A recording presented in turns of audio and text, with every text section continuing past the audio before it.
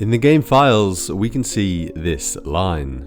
The cube contains the long imprisoned spirit of a Gith general who wants to fall into our party's hands in an effort to eventually break free. So the artifact was stolen by Shadowheart during a suicide mission where she likely boarded the Nautiloid willingly with a bunch of other Sharons, hence the dead mind flayers here.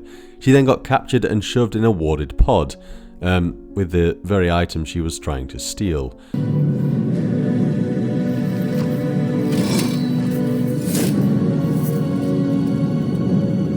Well, maybe they'll change that in the full game. The Githyanki are chasing the Nautiloid, meaning that the artifact was almost certainly already on board. They're not chasing Shadowheart.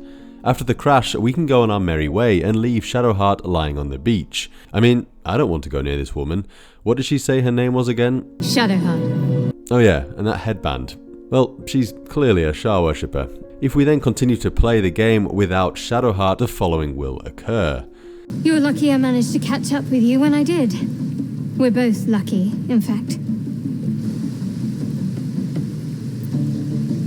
That voice you just felt? It's because of what was done to us. The infection. I don't know how, but this artifact is protecting me from whoever controls our parasites. You won't get much farther without it shielding you. Trust me. You need me at your side.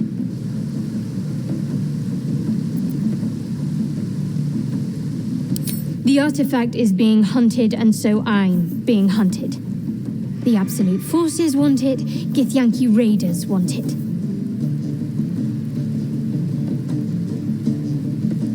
I can't afford to get rid of it, but I can't protect it alone either. I'm lucky to have made it this far. If we take a closer look at the artifact, we will find out that it is covered in Githyanki runes that are ancient and unreadable to modern Githyanki.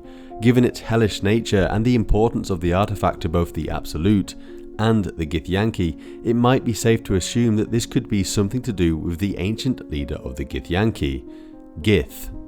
Why? Well, let's take a look at what is written in Mordenkainen's Tome of Foes. During the war with the Illithids, Vlaakith urged Gith to seek out allies from among the planes, and in particular advised her to seek counsel with Tiamat. Gith agreed to venture into the Nine Hells to forge an alliance with the Queen of Dragons. She didn't return. Instead, Great Red Dragon Ephelamon brought news to the Gith. Tiamat had pledged many of her Red Dragon servants to the Gith cause. They would refrain from attacking Gith and would provide support against the Illithids, and protection for the Gith's outposts on the material plane. In return, a few select young dragons would serve alongside the Gith for a time, for purposes known only to Tiamat. Ephelamon also proclaimed that Vlaakith was to rule in Gith's place until she returned. Unlike previous editions of D&D, it seems like in 5th edition there have no longer been many Vlaakiths. Instead, there has just been a very long-lived one who is ruling in Gith's place until her return.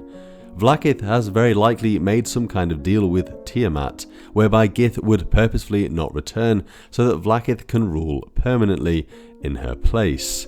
After all, she was the one to suggest to Gith that she should go to Tiamat. If it is Gith's soul trapped inside the artifact, then this would be a huge threat to the Illithids, as her return could rally the Githyanki into finally destroying them. This is also something that Vlaakith wouldn't want, as having the Mind Flayers as the other is a good distraction against her people rising up against her. Seems pretty logical that it could be Gith. There's just one problem. Gith is female. Continuing on from the first file that I showed you in this video, we can see this description regarding the event where Shadowheart comes to the camp. He's forcing Shadowheart to either join the party or get killed by the party. Either way, the cube will be where it wants to be. Oh, well, this hasn't killed the Gith theory completely, as it is still possible that the writers have mistakenly referred to Gith as he, but then we can see that the writers have now named the artifact as Orpheus, and the companions even refer to it as such. Take Orpheus, I hate him. This, another reference to the artifact's gender, could be the nail in the coffin to the idea that it is Gith. The name Orpheus has possible links to Greek mythology, which obviously I don't think has any bearing on the Forgotten Realms, but it could be an apt name chosen by the writers to signify something.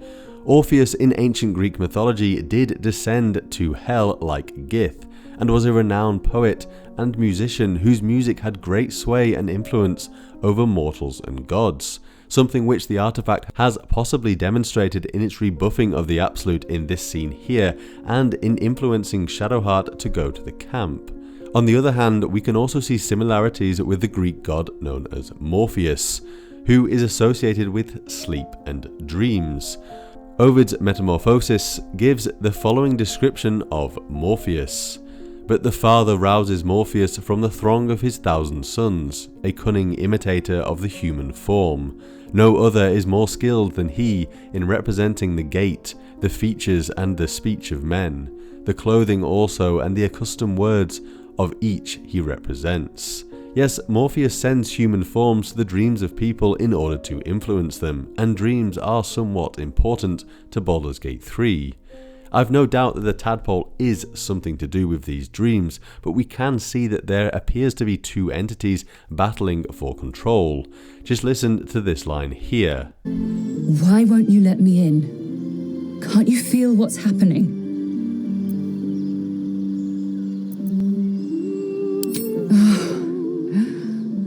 You're not conscious of it, are you? Some animal part of you is thrashing about. Let me quiet the beast down. Nausea twists your stomach, but it's hunger, not revulsion. Something inside you clamors for blood, for death, and only the tear of flesh will do. It wants her.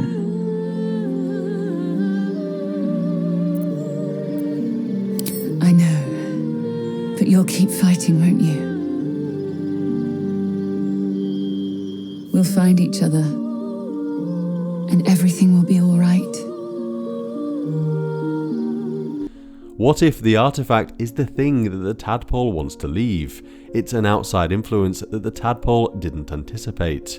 This could also explain why here we suddenly become very sick, as if we are all in the early stages of Ceramorphosis. Then, after our second dream, we are fine. Is that because Orpheus has prevented the process from happening? A being called Orpheus is protecting me, shielding me from the worst of the parasite's magic. In the recent Mindbreaker issue 3, Father Albi, a tadpoled true soul, managed to break away from the cult of the Absolute upon realizing what it really was. But his tadpole was obviously then activated, and he started to transform. What if the Absolute had started to realize that we were not part of its flock, and activated the tadpoles in this scene here? But because we have Orpheus, it blocked it. This is why Minthara tells us during the Goblin Party that she needs to kill us, as the Absolute has requested it. But the Absolute demands your death. Their usual method of dispatching true souls who catch on hasn't worked, so they need to do it in person.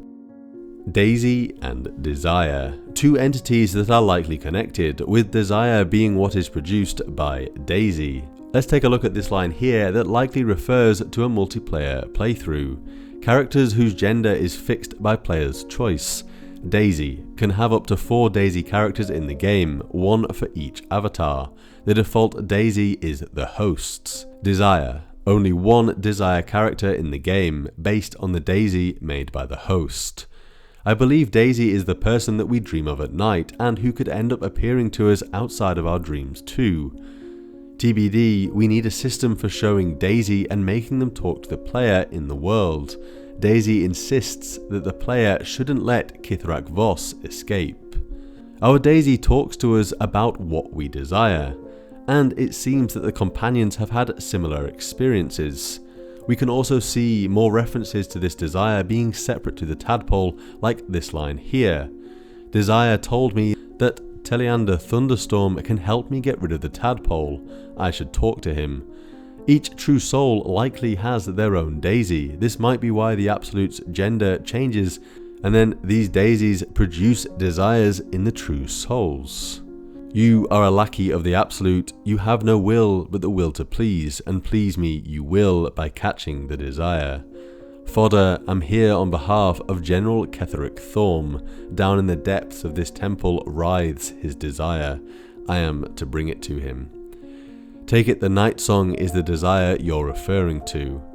So Ketheric's desire is potentially the night song. If Ketheric is a true soul, does that sort of confirm that every true soul has some kind of desire and a daisy? What are the desires of Will, Astarion, Gale, Shadowheart, and lae'zel? Has ours been manipulated by this other entity? Is the other entity, Orpheus, hijacking our dreams for its own gain against the Absolute? Was our daisy supposed to lead us into the arms of the Absolute with desires designed to further the Absolute's goals? Instead, Orpheus has led us astray down a path that he wishes us to follow. You're probably noticing that I'm asking a lot of questions. Well, that's because I don't want to give a definitive answer. This is an ongoing discussion on my Discord server, and other people have different and equally plausible and valid ideas, so please head over to it if you'd like to know more. But what ultimately does seem clear is that the tadpole and the dreams are not black and white. There's a lot more to dig into and explore upon full release. Anyway, thanks for watching guys. If you enjoyed this video then do please give me a like and subscribe, and I'll see you next time. Bye!